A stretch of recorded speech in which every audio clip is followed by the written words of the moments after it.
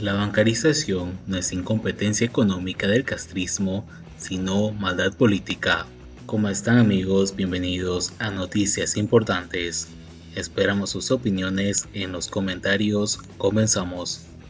Si la bancarización en marcha, como muchos alegan, tuviese como objetivo recuperar el efecto que se ha acumulado bajo colchones de los cubanos, siendo ese acaparamiento supuesta causa de la carencia de efectivo que los últimos meses se ha sufrido en largas colas en los bancos y cajeros, el gobierno habría hecho lo siguiente: subir el interés de las cuentas de ahorro al 30%, que no es mucho dada la inflación, pero garantiza un retorno atractivo dado lo riesgoso que es invertir en Cuba; eliminar cualquier límite de extracción física y transferencia interbancaria; emitir billetes con denominaciones de 10.000 y 50.000; triplicar el número de cajeros automáticos; delegar en MIPYMES financieras que proveerían infraestructura, el negocio de los cajeros automáticos y dispositivos de venta electrónica POS; descuento fiscal contundente para transacciones electrónicas;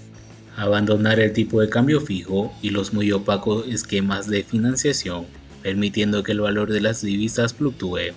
reducir gastos estatales asociados a política, propaganda, visitas de dirigentes, viajes al extranjero y fundamentalmente subsidios a empresas estatales; reorientación de la inversión desde el turismo al sector agropecuario;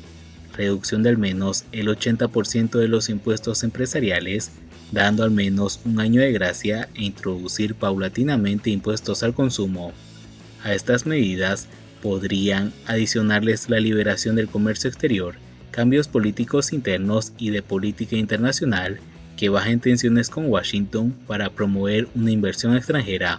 cambios institucionales amistosos con el capital y con la propiedad privada, y apertura de zonas especiales de desarrollo con legislación hiperliberal. Pero eso ya sería pedirle peras al olmo. Sin embargo, las medidas antes listadas no cambiarían la esencia del régimen, que mantendría su control totalitario y centralizado económicamente, y mediante una serie de incentivos políticamente asumibles por el castrismo, lograría que el flujo de dinero que hoy transita por cauces ajenos a los bancos estatales inmediatamente volvieran a esas instituciones, que en poco tiempo tendrían bóvedas repletas de pesos. Recuperar ese efectivo permitiría al gobierno mantener sus gastos sin aumentar la monetización, lo que combatiría seriamente la inflación. Los intereses bancarios, por su parte, estarían respaldados por un aumento de la productividad empresarial,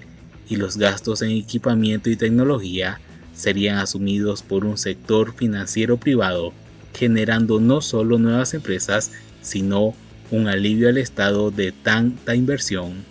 Pero en vez de por las buenas, eligieron por las malas, afirmando su poder mediante el anuncio del Banco Central, que da un golpe en la mesa, y aclarando que en esta isla, cuando las personas no están actuando como al gobierno le conviene, se les obliga mediante amenazas o coacción a obedecer. Volvemos así al punto central, que el castrismo, la bancarización, no es una necesidad económica, ni pretende resolver situaciones financieras que, como vimos, mediante incentivos serían subsanadas de modo más fácil, más barato y eficiente, e incluso creándole al gobierno un aura de credibilidad que tranquilizaría a posibles inversores. Por eso, yerra todo análisis que no comprenda la bancarización fundamentalmente como un movimiento político en el cual, como en todos los movimientos políticos anteriores, incluyendo los que aparentemente son económicos, el objetivo es mantener el status quo. Ellos en Mercedes climatizados, nosotros en apestosas guaguas cuando pasan,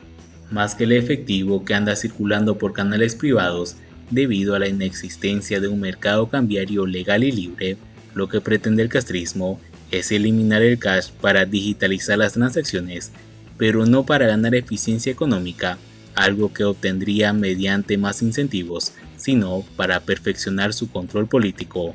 Si no fuese para ese control político mejorado mediante el monitoreo de la vida de cada ciudadano, algo imposible de hacer con el actual aparato de chivatería, carecería de sentido esta medida que, analizada desde lo económico, es un torpedo bajo la línea de flotación de miles de negocios privados, una medida que, todos coincidimos en ello, generará mayor escasez y un aumento exponencial de la inflación por varias vías amenazantes, incluso para la estabilidad del régimen. Queda por responder por qué es ahora que el régimen se lanza a mejorar este control totalitario, si le ha ido bien con el que tiene. La respuesta ahí es especulativa, pero no parece descabellado asociarla a las presiones de los colonizadores rusos para que el castrismo descentralice la economía y haga una reforma de mercado, presiones que estarían detrás del frenazo de lo que parecería un inminente desembarco de las oligarquías de Putin en la isla, y que, sin embargo, se ha enfriado notoriamente. El castrismo, antes de ceder y abrir la economía, estaría intentando mejorar el control totalitario. Entonces, insistir en analizar este tema sin su dimensión política crea la sensación de que el gobierno es un atajo de incompetentes que acaba de complicarse la vida innecesariamente, lo que da la falsa esperanza de que sustituir a algunos ministros por más competentes podría traer mejoras al país y, peor aún, difumina la visión más objetiva de que Cuba está en manos de una banda mafiosa extremadamente competente en mantener su bota en el cuello de cada uno de los que bajo su terror vivimos, y que la solución no es cambiar de mafiosos, sino eliminarlos. Mientras tanto, el economista cubano Pedro Monreal estimó que las cifras oficiales indican un comportamiento usual del efectivo y concluyó que el dinero fuera de los bancos no parecería ser el problema serio que requeriría una intervención urgente, en referencia a las llamadas políticas de bancarización que el régimen inició hace unos días.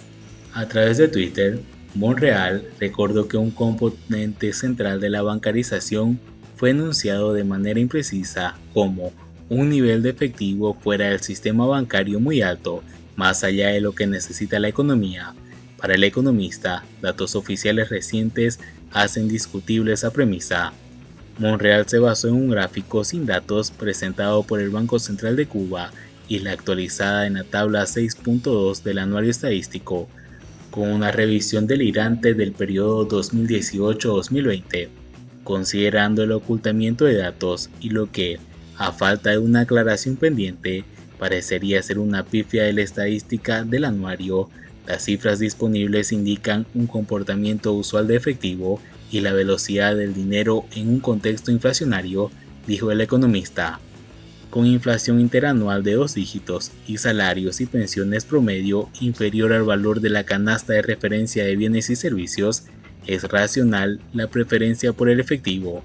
Que este haya pasado a ser 45.9% del dinero en 2018 al 68.8% en 2022 no debería sorprender, precisó el doctor en Economía de la Universidad de La Habana,